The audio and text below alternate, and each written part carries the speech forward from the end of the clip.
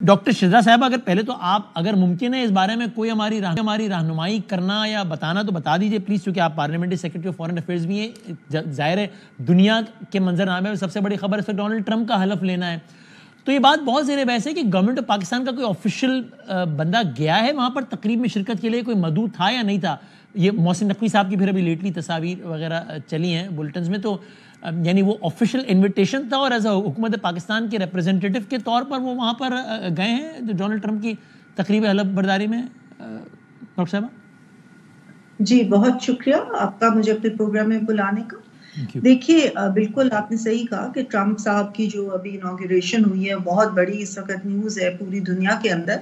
और एक ये तरीका होता है कि कुछ लोगों को ऑफिशियली इनवाइट किया जाता है, कुछ लोग खुद चले जाते हैं और किस तरीके से वो जाते हैं, इसके लिए भी ओपन इन्विटेशंस होते हैं या इस तरीके की टिकट्स वगैरह होती हैं। तो जहाँ तक मेरे इल्म में है कि पाकिस्तान से शायद किसी को ऑफिशियल इन्विटेशन नहीं आया और खुद लोग गए हैं, चंद लोग तमाम पार्टीज के रिप्रेजेंटेटिव्स वहाँ पे गए हैं उनकी इनॉग्रेशन सेरेमनी को अटेंड भी करने के लिए। लेकिन हुकूमत का हिस्सा होते हुए मैं समझती हूँ कि लोगों से मिलना, एक नई एडमिनिस्ट्रेशन के साथ एक थोड़े से रवाबत कायम करने हैं ताकि आगे किस तरीके से पाकिस्तान ने चलना है, पाकिस्तान की हुकूमत ने किस तरीके से चलना है, उनके साथ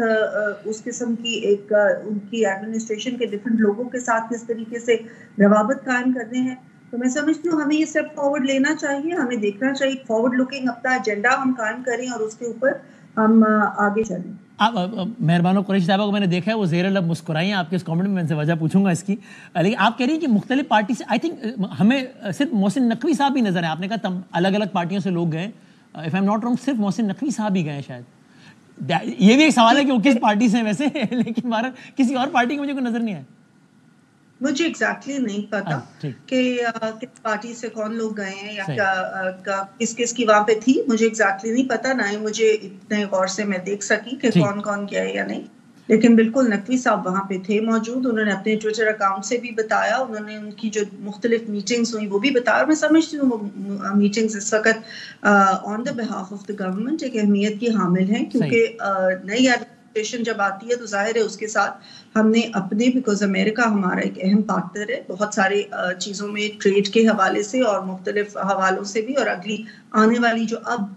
डेवलपमेंट्स होंगी उसके हवाले से भी, तो जो में डेवलपमेंट्स हो रही है उसके हवाले से। शिजरा साहब एक कमेंट आप इस पे कर दीजिएगा। ये तो जाहिर फैक्ट है ना कि अमेरिकन इन्फ्लुएंस रहा तो है माजी में, बहुत सारी इस पे ख्यालात भी हैं और बहुत सारे तो एविडेंसेस भी हैं। इंटरेस्टिंगली कल येस्टरडे ओनली हमारे प्रोग्राम में मुशाहिद हुसैन सैयद साहब जो नून लीग का हिस्सा रहे, मियाँ साहब के बहुत करीब रहे, वो ये कहते हैं, सुनी सुनाई बात नहीं, वो कहते हैं मुझे खुद, यानी मुशाहिद हुसैन साहब कहते हैं कि मुझे उस वक्त के चीफ जस्टिस ऑफ पाकिस्तान, जब नवाज शरीफ साहब को सजा हुई 12 अक्टूबर 99 को सजा हुई नवाज शरीफ साहब को, जफर अली शाह केस लगा, जफर अली शाह साहब गए थे नवाज शरीफ साहब को रिहाई दिलवाने के लिए। सुप्रीम कोर्ट के उस वक्त के चीफ जस्टिस थे इरशाद हसन खान साहब, जिनको बाद में मुशर्रफ साहब ने चीफ इलेक्शन कमिश्नर भी लगा दिया 3 साल का। मुशाहिद साहब कहते हैं कि क्लिंटन आए पाकिस्तान तो इरशाद हसन खान साहब ने खुद मुझे वाकया बताया कि he went to the washroom, Clinton साहब, तो मुशर्रफ ने मुझे इशारा किया कि आप भी जाएं जरा वहाँ, सबके सामने तो बात ये था, आप भी जाएं वॉशरूम उनके पीछे। तो मैं गया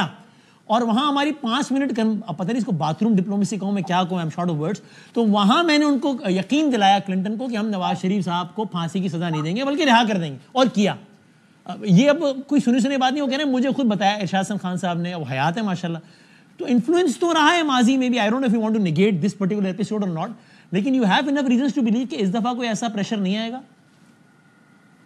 देखिए, I don't know enough about this incident कि मैं इसको निगेट करूं या इसको मैं वो भी जो भी करूं, लेकिन मैं ये जरूर कहूंगी कि किसी भी माजी के इंसिडेंट को इस वक्त की इंसिडेंट से हम कंपैरिजन इसलिए नहीं कर सकते क्योंकि उस वक्त एक डिक्टेटर का दौर था। आज बिल्कुल मुख्तलिफ हालात हैं। आज वही अमेरिका जिसके सामने कहा गया था कि एब्सोल्युटली नॉट, जिसके बारे में कहा गया था कि हमने गुलामी की जंजीरें तोड़ दी जब वो अफगानिस्तान से गए, जिसके बारे में कहा गया था कि साइफर लहराया गया और कहा गया कि जी ये तो हमारे लिए इन्होंने हमारी गवर्नमेंट को टॉपल किया, जिसके बारे में ये सारी चीजें बातें की गई और कहा गया कि हम बिल्कुल मुदाखलत नहीं बर्दाश्त करेंगे और हम बिल्कुल किसी बैरूनी मुदाखलत को का जवाब बिल्कुल एब्सोल्युटली नॉट से देंगे। आज वो एब्सोल्युटली यस हो रहा है। आज ये हो रहा है कि जी वो तो बड़े इंसानी हकूक के अलंबरदार बन गए, आज वो मुदाखलत नहीं समझी जा रही, आज उसको वेलकम किया जा रहा है। और दूसरी बात ये कि ट्रंप ने जो अपनी तकरीर में कहा, जिस किस्म की उन्होंने बातें की, उन्होंने कहा कि मैं he is all focused on America, और वो उनका सिर्फ अपनी अमेरिका के बारे में उनकी तवज्जो बिल्कुल भी किसी और उसमें नहीं है जिसके लिए ये इंतजार कर रही है पीटीआई के शायद वो आएंगे और जेल का ताला तोड़ देंगे और ये एब्सोल्युटली यस करके निकल आएंगे। और ये अमेरिका को इंसानी हकूक का अलंबरदार आज बन गए हैं, जो कि एक वॉर मशीन बनी रही है पिछले कई साल से। किस किस जगह पे उन्होंने नहीं मुदाखलत की, किस किस किस्म के खुद ही उन्होंने वो अपनी नहीं इनकलाबात में उन्होंने हिस्सा लिया और रेजीम चेंजेस कराई, तो उनको आज हम कह रहे हैं कि वो इंसानी हकूक हमारे, अगर किसी ने हमारे मुल्क के अंदर एक क्रिमिनल ऑफेंस किया है और उसको उस क्रिमिनल ऑफेंस की सजा मिली है, तो उसमें कोई इंसानी हकूक का दूर दूर तक ताल्लुक नहीं है। ठीक है,